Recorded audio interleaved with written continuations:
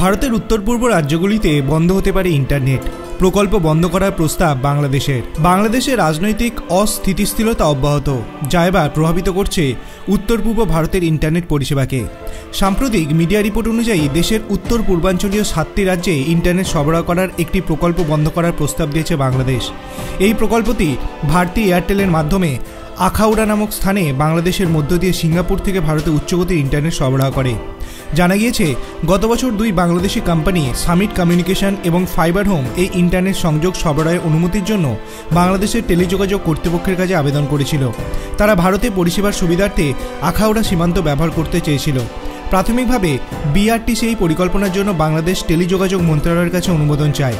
তবে বিটিআরসি সম্প্রতি এই প্রস্তাব প্রত্যাখ্যান করার সিদ্ধান্ত নিয়েছে। তাদের যুক্তি যে ভারতে ব্যান্ডউইথ প্রোভাইড অনুমতি দেওয়া মানে বাংলাদেশের আঞ্চলিক ইন্টারনেট কেন্দ্র হওয়ার উচ্চাকাঙ্ক্ষাকে আঘাত করা। বিআরটিসির চেয়ারম্যান মোহাম্মদ এমদাদ উল বীরের মতে, এই প্রকল্পের সাথে এগিয়ে গেলে বাংলাদেশ নিজস্ব নেটওয়ার্ক ব্যবহারের গতি বাড়বে না। এছাড়া নিয়ন্ত্রক সংস্থার উদ্বেগ যে এই প্রকল্পের সাথে জড়িত কোম্পানিগুলির সাথে আওয়ামী লীগের ঘনিষ্ঠ সম্পর্ক রয়েছে, যে দলের নেতৃত্বে রয়েছেন সাবেক প্রধানমন্ত্রী শেখ হাসিনা।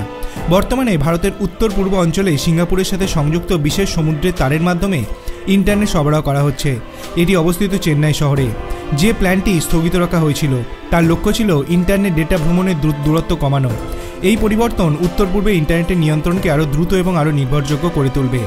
আপনার কি মনে হয়, ভারত কি তাদের উত্তর পূর্ব অঞ্চলের রাজ্যগুলিতে সঠিকভাবে ইন্টারনেট সরবরাহ করতে পারবে? সেটি আপনি ভিডিওর কমেন্ট সেকশনে জানাতে পারেন। ভিডিওটি ভালো লাগলে লাইক করবেন, চ্যানেলটিকে সাবস্ক্রাইব করতে ভুলবেন না। ধন্যবাদ।